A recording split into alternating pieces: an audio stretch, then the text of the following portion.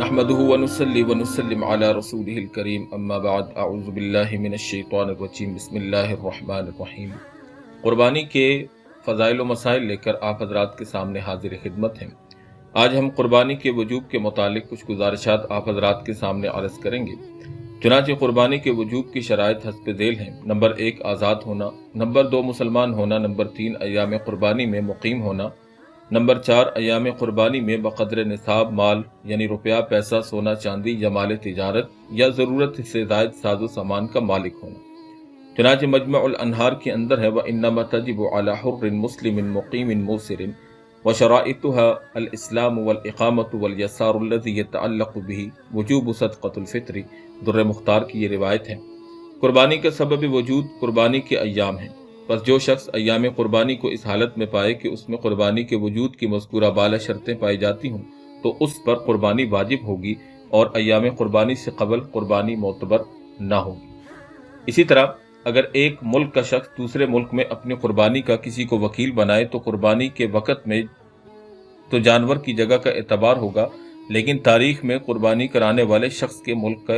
ملک کی تاریخ کا اعتبار ہوگا، اس لیے کہ قربانی کا سبب وجود 10 ذی الحجہ کی صبح صادق کے وقت قربانی کی استطاعت ہے اور اس کا تعلق خود آدمی کی ذات سے ہے، اور سبب وجود پائے جانے کے بعد یہ قربانی کس وقت ادا کی جائے اس کا تعلق جانور سے ہے کہ وہ جس جگہ موجود ہوگا اس جگہ کے اعتبار سے فیصلہ کیا جائے گا۔ اگر وہ شہر میں ہے تو نماز عید کے بعد ہی اس کی قربانی جائز ہوگی، اور اگر دیہات میں ہے تو صبح صادق کے بعد بھی قربانی کی جا سکتی ہے۔ اسی طرح مالدار شخص ایام قربانی سے قبل فقیر ہو جائے تو فرمایا کہ ایک آدمی نے جو کہ مالدار تھا اس وقت اس نے قربانی کی نیت سے جانور خریدا تھا، پھر وہ جانور گم ہو گیا یا ضائع ہو گیا، اور جب قربانی کا وقت آیا تو یہ مالدار فقیر ہو گیا یعنی صاحب نصاب نہیں رہا، تو اس پر دوسرے جانور کی قربانی لازم نہیں ہے۔ اسی طرح فقیر شخص ایام قربانی میں مالدار ہو جائے، جو شخص پہلے فقیر تھا عین ایام قربانی میں یا قربانی کے تیسرے دن آخری وقت میں صاحب نصاب بن گیا تو اس کے اوپر بھی قربانی کرنا لازم ہوگا۔ قربانی کرنے کے بعد فقیر آدمی مالدار بن جائے۔ اگر ایک آدمی ایسا تھا کہ جو فقیر تھا لیکن اس نے فقیر ہونے کی حالت میں قربانی کر دی اور پھر قربانی کے 3 دنوں کے اندر وہ پھر سے مالدار ہو گیا یعنی صاحب حیثیت بن گیا کہ اب اس کے اوپر قربانی واجب ہوگی، تو فرمایا کہ اس آدمی کو پھر سے قربانی کرنی پڑے گی، اس لیے کہ پہلی والی قربانی جو ہے وہ نفل شمار ہوگی، کیونکہ وہ قربانی وہ عدم وجوب کی حالت میں ادا کی گئی تھی، اور اب جو قربانی اس کے اوپر ہے وہ وجوب کی حالت میں ہے، لہذا یہ قربانی کرے گا۔ اسی طرح مالدار آدمی جو کہ صاحب استطاعت تھا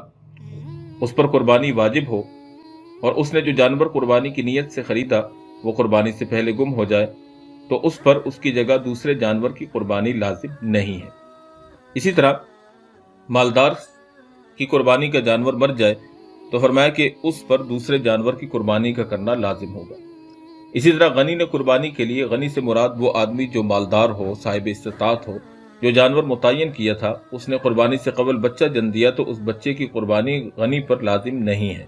اسی طرح مالدار آدمی اس کو اختیار ہے کہ وہ اپنا متعین کردہ جانور قربانی سے قبل بدل لے اور اس کی جگہ دوسرے جانور کی قربانی کرے، کیونکہ مالدار شخص کے متعین کرنے سے قربانی کا جانور متعین نہیں ہوتا، لہٰذا اسے بدلنے کا اختیار ہے۔ فقیر شخص اگر قربانی کی نیت سے جانور خریدے تو اس پر قربانی واجب ہو جاتی ہے اور اس پر اسی متعین جانور کی قربانی کرنا لازم ہے، اس کے علاوہ کسی اور کی قربانی کرے گا تو قربانی نہیں ہوگی۔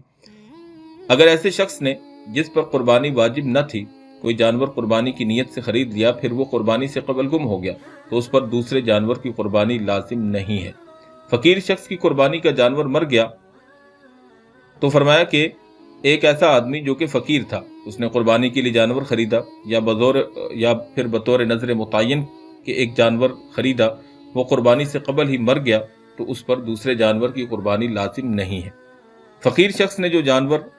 قربانی کے لیے متعین کر رکھا تھا اس نے قربانی سے قبل بچہ جن دیا تو ایسی صورت میں فقیر پر جانور اور اس کے بچہ دونوں کی قربانی لازم ہے، کیونکہ یہ جانور فقیر کی طرف سے نظر کیے ہوئے جانور کے درجہ میں ہے، اور نظر کے سب منافع بھی نظر ہی کے حکم میں ہوتے ہیں، اور ذبح کے بعد اس بچہ کا گوشت صدقہ کرنا لازم ہے، خود استعمال کرنا جائز نہیں ہے۔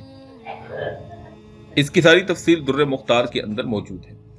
اسی طرح ایام قربانی کے بعد کوئی آدمی وفات پا جائے تو اس پر وصیت کرنا لازم ہے۔ اسی طرح مرنے والے شریک کی قربانی، اگر ایک بڑے جانور میں حصہ لینے والے کسی شریک کا قربانی سے قبل انتقال ہو جائے اور اس کے وارثین سب عاقل بالغ ہوں اور وہ سب اس کی طرف سے قربانی کی اجازت دے تو یہ قربانی درست ہوگی، اور اگر تمام وارثین یا ان میں سے کوئی وارث اجازت نہ دے یا تمام وارثین یا ان میں سے کوئی ایک نابالغ غیر عاقل ہو تو ایسی صورت میں اگر میت کا حصہ لگا دیا گیا تو اس جانور میں شریک کسی بھی حصے دار کی قربانی درست نہیں ہوگی، کیونکہ میت کا حصہ قربت نہ رہے گا، کیونکہ اب میت اس میں صاحب اختیار نہیں ہے۔ اسی طرح اگر کوئی شخص اپنے مرحوم اعزہ کی طرف سے نفلی قربانی کرے تو اس میں کوئی حرج کی بات نہیں، یہ سلسلہ امت میں بلا کسی اختلاف کی جاری و ساری ہے، اور اس طرح کی قربانی کا گوشت کوئی بھی نوش کر سکتا ہے، یعنی اس میں کوئی فقیر غریب کی کوئی قید نہیں ہے۔ اسی طرح حضور نبی کریم صلی اللہ علیہ وسلم کی طرف سے قربانی کرنا یہ بہت ہی موجب ثواب اور سعادت کے حصول کا ذریعہ ہے، اور امت کے اندر یہ اکثر و بیشتر معمول چلا آ رہا ہے۔ آج کل ہمارے زمانے میں بھی اکثر مسلمان یہ کام کرتے ہیں کہ آپ علیہ السلام کے نام پر قربانی یا آپ کے نام کا حصہ رکھتے ہیں۔ اگر وقت قربانی پر قربانی نہ کی جا سکے اور جانور پہلے سے موجود ہو تو وقت کے گزرنے کے بعد اسی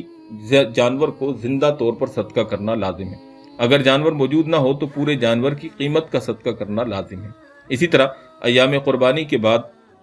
اگر کسی آدمی پر قربانی واجب تھی لیکن اس نے ایام قربانی میں نہ تو قربانی کی اور نہ ہی جانور خریدا تو بعد میں ایک پورے بکرے کی قیمت کا غریبوں پر صدقہ کرنا واجب ہے، یعنی اب بڑے جانور کا 7واں حصہ بطور صدقہ کے دینا ضروری نہیں ہے۔ اسی طرح فرمایا کہ کئی برسوں کی واجب قربانی تھی۔ ایک ایسا آدمی تھا جو صاحب استطاعت تھا، صاحب حیثیت تھا، لیکن کئی سالوں سے اس نے قربانی کا عمل ترک کیا ہوا تھا، تو فرمایا کہ ہر سال کے بدلہ قربانی کے بدلہ میں ایک بکرا یا بکری کی قیمت صدقہ کرنا اس کے ذمہ لازم ہے۔ مطلب یہ ہے کہ اگر وہ آدمی گزشتہ سالوں میں صاحب حیثیت تھا اور اس نے قربانی نہیں کی تو جتنے سال اس نے قربانی نہیں کی اس میں ہر سال ایک بکرے، بکری یا دمبا یا بھیڑ کی قیمت کو صدقہ کرنا اس کے ذمہ لازم ہے، ورنہ یہ گنہگار ہوگا۔ تنویر الابصار اور اسی طرح فتاوی شامی اور بدائع الصنائع اور فتاوی ہندیہ یعنی فتاوی عالمگیری وغیرہ اور جامع الفتاوی کے اندر اس کی تفصیلات موجود ہیں۔ انشاءاللہ آپ حضرات کے سامنے قربانی کے مسائل لے کر ہم مزید سلسلہ وار بیانات لے کر حاضر ہوں گے۔ آپ حضرات سے گزارش ہے کہ ہمارے چینل کو ضرور سبسکرائب بھی کریں، اس کو شیئر بھی کریں، اور اگر قربانی کے متعلق کسی قسم کا کوئی مسئلہ دریافت کرنا ہو تو آپ ہمارے فیس بک اور انسٹاگرام اور اسی طرح یوٹیوب کے کمنٹس میں بھی ہم سے رابطہ کر سکتے ہیں، اور امید ہے کہ آپ کو اس سے یقیناً قربانی کے مسائل سمجھنے میں یقیناً افادہ اور فائدہ ہوا ہوگا۔ اللہ جل شانہ ہمیں عمل کی توفیق عطا فرمائے۔ وآخر دعوانا ان الحمد للہ رب العالمین۔